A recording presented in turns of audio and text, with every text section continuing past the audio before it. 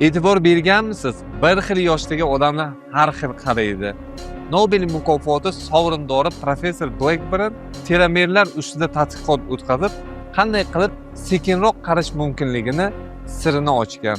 Hamma gap telomerlarning uzunligida. Qanchalik ular uzun bo'lsa, shunchalik siz yoshroq ko'rinasiz. Ular qisqarib kelsa, sochingizga oq, yuzingizga ajin tushadi va qarishni boshlaysiz. Professor Blackburn 4 yil mobaynida o'z bolalariga qaraydigan ayollarni kuzatgan va shunday xulosaga kelgan. Juda jizzaki va jahldor ayollar tezroq qaraydi. Aksincha, har bir narsaga pozitiv qaraydigan, har bir narsadan jizzaki bo'lmaydigan ayollar sekinroq qaraydi. Bunga asosiy sabab esa o'sha boyagi telomerlar.